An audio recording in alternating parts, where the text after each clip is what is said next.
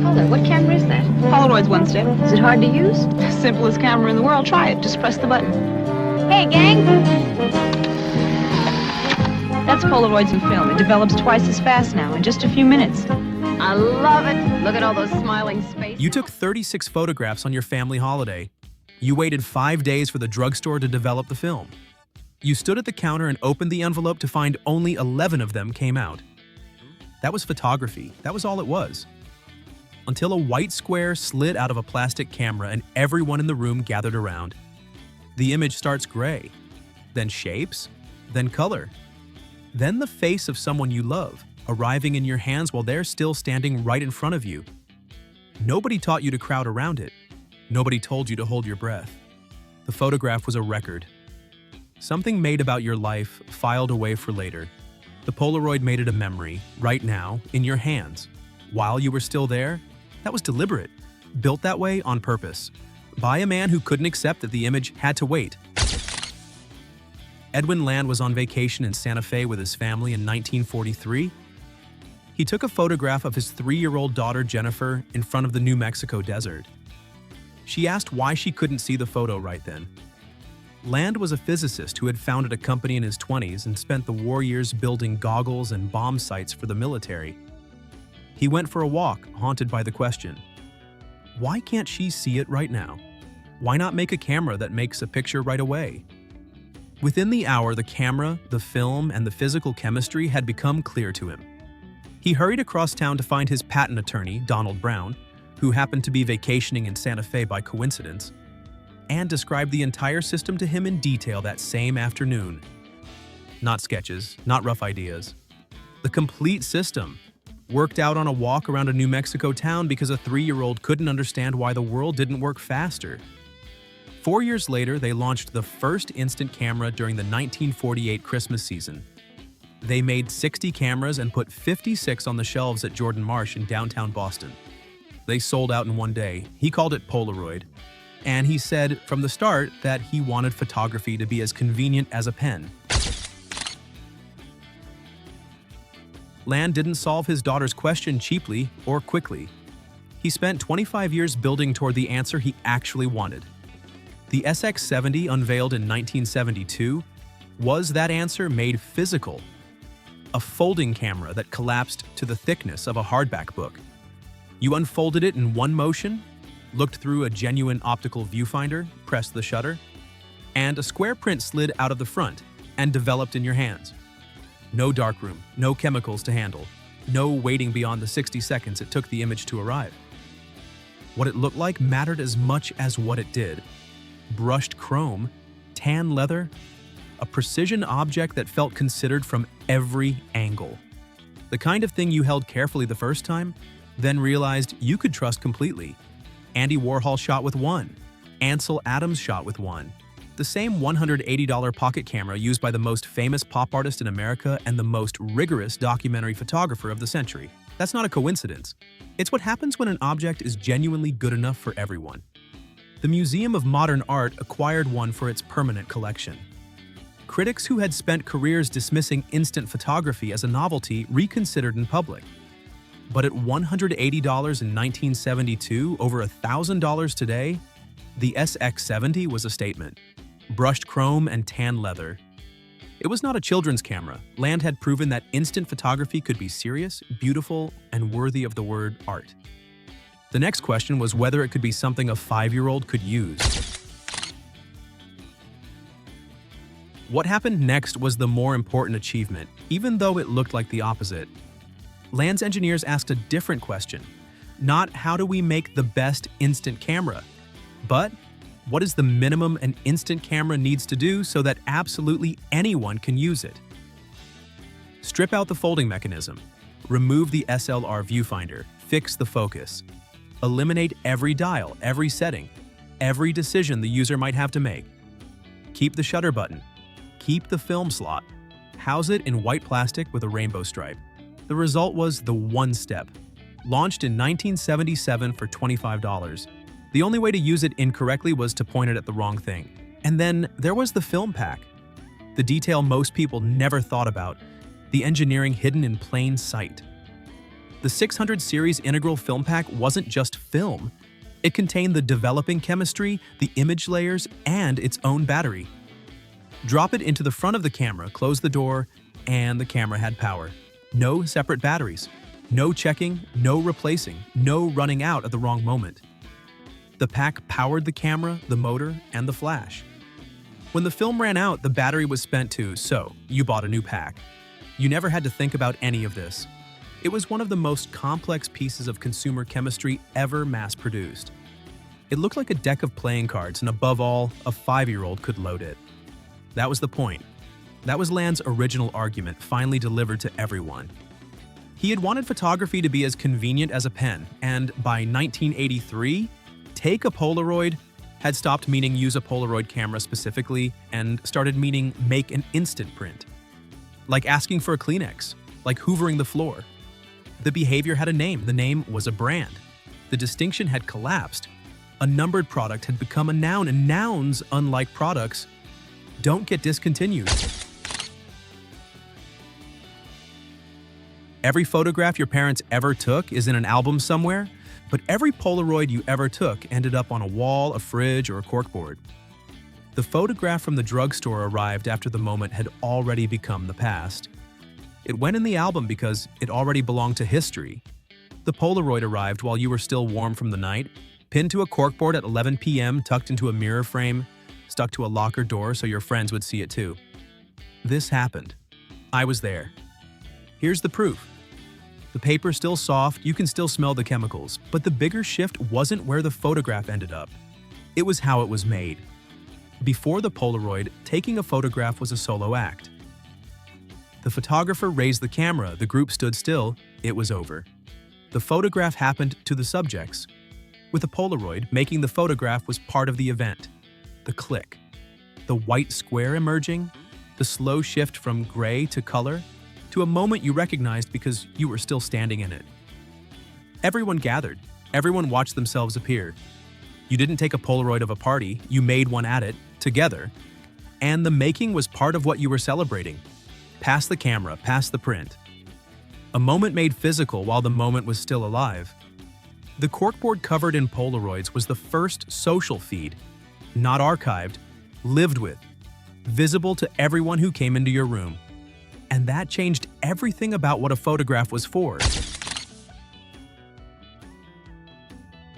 Polaroid understood what they'd built well enough to take it somewhere that proved the argument perfectly.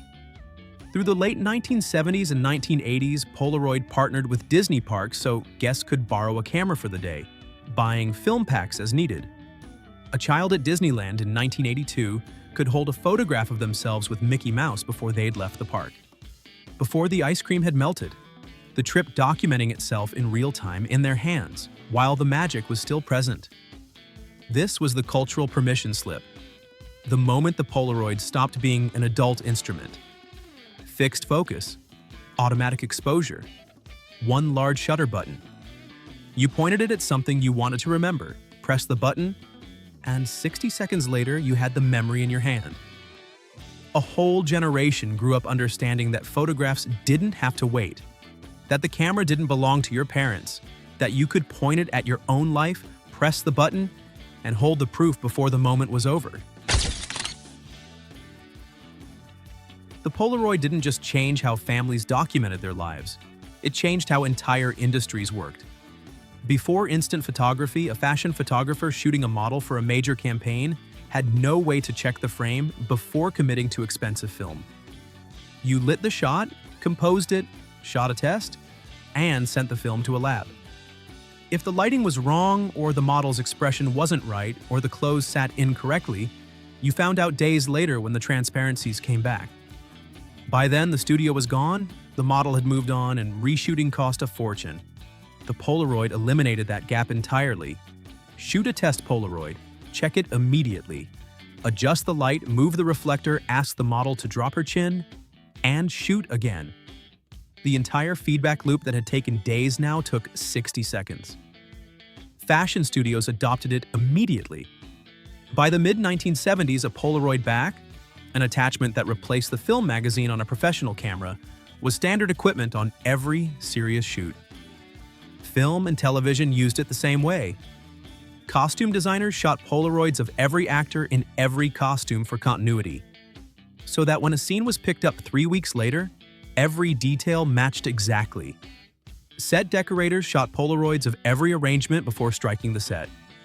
Directors used them to capture a lighting setup or a framing idea. These weren't casual uses.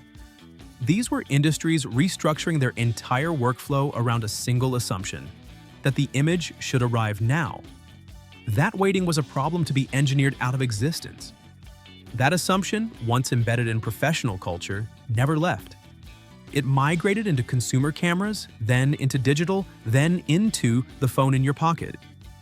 The fashion industry didn't teach people to want instant images. It proved that instant images were simply better, more useful, more honest, the standard everyone else would eventually demand. By the late 1980s, something had shifted in what people pointed the camera at. Not events or landscapes, not the birthday cake, but at faces. Specifically their own faces and the faces of the people around them. The camera had turned inward. In 1999, Polaroid released the iZone, a camera producing prints the size of a postage stamp. You peeled the backing and stuck them anywhere. A locker, a notebook, the back of your hand. The prints were almost entirely portraits, close-up, immediate, slightly imperfect, disposable and irreplaceable at the same time. You made 6 in an afternoon, gave 4 away, and stuck 2 on your mirror.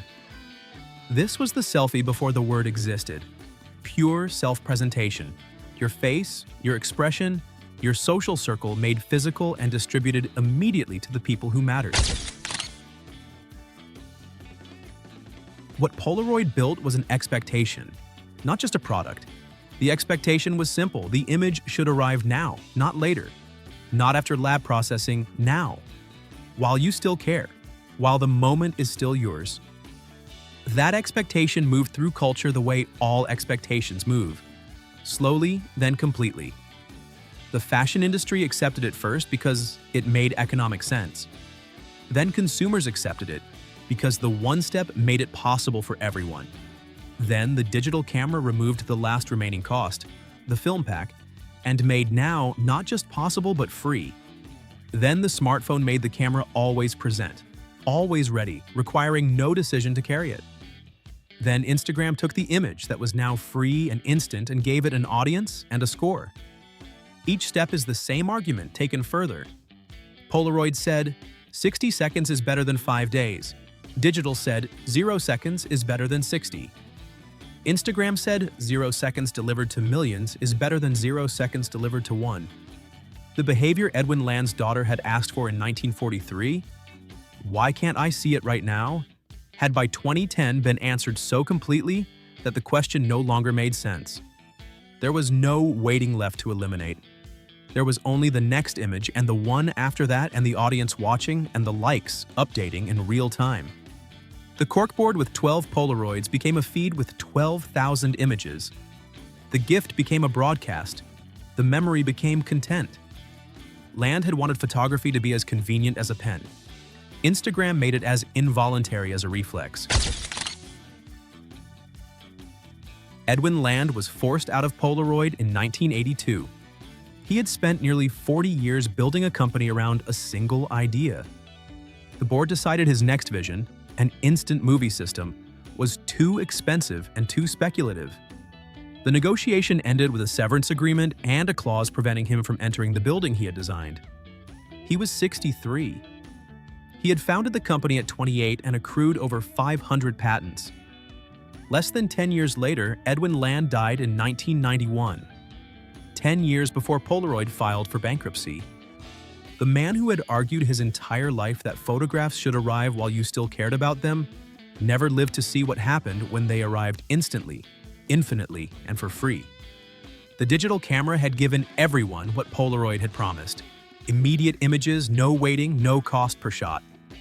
And done it so completely that the original became unnecessary. The cruelest irony in consumer technology: the company that invented seeing your photograph immediately was destroyed by seeing your photograph immediately perfected. The factories closed. The film formulas, proprietary chemistry developed over 5 decades, were nearly lost entirely. A group of former employees called themselves the Impossible Project, bought the last Polaroid factory in the Netherlands just before demolition, and spent years reverse engineering the film from scratch because the original formulas had been destroyed in the bankruptcy. They called themselves impossible because everyone told them it was. The man who had wanted photography to be as convenient as a pen never lived to see what happened when it became as reflexive as breathing. Something unexpected happened in the 2000s while Instagram was making photography infinite and free. People started buying film cameras again. Fujifilm's Instax line became one of the best-selling camera formats in the world, particularly among teenagers who had grown up with smartphones and chose film deliberately. The Polaroid brand, revived under new ownership, launched the Polaroid Go in 2021, the smallest analog instant camera ever made, for a generation that had never owned a film camera and actively wanted one. Each shot costs around $1.25. You can't delete it. You can't preview it. You have to wait. That's the point. When every image is free and infinite and deletable, the one that costs something that you only get one of, that exists physically, that will fade at the edges over 20 years, is the one that feels real. The scarcity is the value, the wait is the ritual, the white border is the proof that it happened, and you were there, and it mattered enough to spend $1.25 on. The corkboard came back. Different walls, same white border, same crooked angle, same feeling. The Polaroid was not a camera. It was the first object that understood what a photograph was actually for. The immediate, physical, irreplaceable proof that a moment happened while the moment was still alive.